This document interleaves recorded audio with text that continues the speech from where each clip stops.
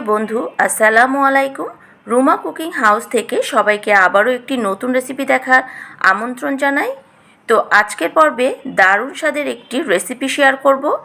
আজকের লাড্ডু রেসিপি তরমুজ দিয়ে তৈরি করে দেখাবো। অনেকে হয়তো অবাক হচ্ছেন, তরমুজ দিয়ে আবার লাড্ডু কিভাবে তৈরি করা যায়। আসলে তরমুজ দিয়ে এত মজার লাড্ডু তৈরি করা যায় তা আমি নিজে না তৈরি করলে বুঝতেই পারতাম না। তো আশা করি আজকের ভিডিওটি অনেক ভালো লাগবে। সম্পূর্ণ ভিডিওটা ধৈর্য ধরে শেষ পর্যন্ত দেখার অনুরোধ রইল। তরমুজের লাড্ডু তৈরি করার জন্য আমি এখানে একটি তরমুজ নিয়েছি। খেয়াল রাখতে হবে তরমুজটা যেন ভেতরে লাল টকটকে হয়। তো তরমুজটা আমি এভাবে কেটে নিচ্ছি। তরমুজগুলোকে আমি ছোট ছোট স্লাইস করে কেটে নিয়েছি। এখন তরমুজের মধ্যে যে ছোট ছোট দানাগুলো থাকে সেগুলো আমি ছাড়িয়ে নেব। আর অবশ্যই এরকম ছোট ছোট সাইজ করে কেটে নিতে হবে।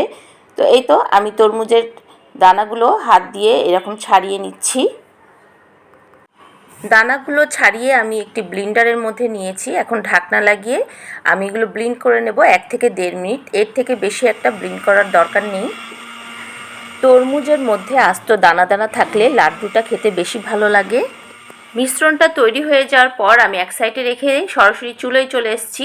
চুলোয় একটা হাঁড়ি বসিয়ে নিচ্ছি এবং তাতে 2 টেবিল চামচের মতো ঘি গরম করে তাতে হাফ কাপ সুজি দিয়ে দিয়েছি। এই সুজিটা 1.5 থেকে 2 মিনিট খুব ভালোভাবে ভেজে নিয়ে আমি একটি বাটিতে ঢেলে নেব। এবার চুলোয় আরেকটি হাঁড়ি বসিয়ে নিয়েছি এবং তাতে যে তরমুজের মিশ্রণটা তৈরি করে রেখেছিলাম সেটা পুরোটাই দিয়ে দিলাম। এখানে এই তরমুজের মিশ্রণটা আমার হয়েছে মেজারমেন্ট কাপে 5 কাপ। তো এটাকে আমি নাড়তে নাড়তে এরকম বলক তুলে নিয়েছি। এখন এর মধ্যে দিয়ে দেবো আমি আগে থেকে ভেজে রাখা সুজিগুলো দিয়ে বেশ কিছুক্ষণ নাড়াচাড়া দিয়ে এরকম যখন ঘন হয়ে আসবে তখন এর মধ্যে দিয়ে দেবো আমি স্বাদ অনুযায়ী লবণ। চিনিটাকে ব্যালেন্স করার জন্য লবণটা দেওয়া খুব জরুরি। আর এখানে দিয়ে দিচ্ছি হাফ কাপের মতো গুঁড়া দুধ। তো এই গুঁড়া দুধটা দিয়েও আমি খুব ভালোভাবে তরমুজের মিশ্রণের সাথে মিশিয়ে নেব।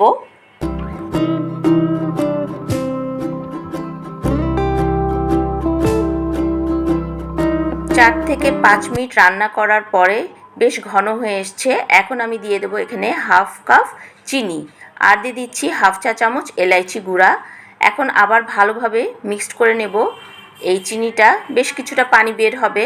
তো এইভাবে আমি 4-5 মিনিট রান্না করে নেওয়ার পরে এর মধ্যে দিয়ে দিচ্ছি সামান্য কিছু ফুড কালার। একটা সুন্দর কালার আসার জন্যই কালারটা দেওয়া। আপনারা চাইলে স্কিপ করতে পারেন। তো এই তো অনবরত নাড়ার পরে দেখুন বেশ ঘন হয়ে এসছে।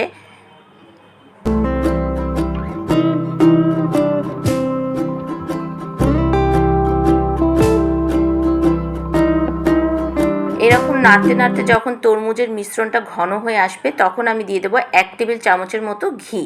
তো এই তো ঘিটা দেওয়ার পরে এরকম আরও 2 মিনিট আমি রান্না করে নিয়েছি। দেখুন একদম হয়ে গেছে। তো এখন আমি একটি প্লেটে বেড়ে নিয়েছি। আর এখানে নিয়েছি কোকোনাটের শুকনা গুঁড়া ডেকোরেশন করার জন্য। তো আমি হাতে কিছু ঘি মাখিয়ে নিয়েছি এবং এখান থেকে কিছুটা তরমুজের মিশ্রণ হাতে তুলে নিয়ে এরকম গোল গোল করে আমি লাড্ডুর আকার করে নিচ্ছি।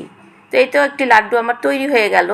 এখন আমি এই দেশি কোকোনাট পাউডারের মধ্যে এভাবে গড়িয়ে নেব লাড্ডুটা। দেখুন হয়ে গেছে। প্রত্যেকটা লাড্ডু কত সুন্দর হয়েছে আপনারা দেখে বুঝতেই পারছেন। 8 থেকে 10 দিন এই তরমুজের লাড্ডুগুলো আপনারা সংরক্ষণ করে খেতে পারবেন। তো একটা লাড্ডু আমি আপনাদের কেটে দেখাচ্ছি ভেতরটা কত সুন্দর হয়েছে। সফট, মুখে দিলেই মিলিয়ে যাবে এই তরমুজের লাড্ডুটি। আমার এখানে 8টি তরমুজের লাড্ডু হয়েছে। আমি বেশ বড় বড় করে বানিয়েছি। তো আপনারা আরেকটু ছোট করে বানালে প্রায় 15টার মতো লাড্ডু তৈরি করা যাবে। তো আমার এই লাড্ডু রেসিপিটা আপনাদের কাছে কেমন লাগলো তা কমেন্ট করে অবশ্যই আমাকে জানাতে ভুলবেন না। ভালো লাগলে অবশ্যই একটি লাইক দেবেন। আজকের রেসিপিটি ভালো লাগলে চ্যানেলটি সাবস্ক্রাইব করে পাশে থাকার অনুরোধ রেখে সবাইয়ের কাছ থেকে বিদায় নিচ্ছি। সবাই ভালো থাকবেন, সুস্থ থাকবেন আর আমার জন্য অনেক অনেক দোয়া করবেন। আসসালামু আলাইকুম। আল্লাহ হাফেজ।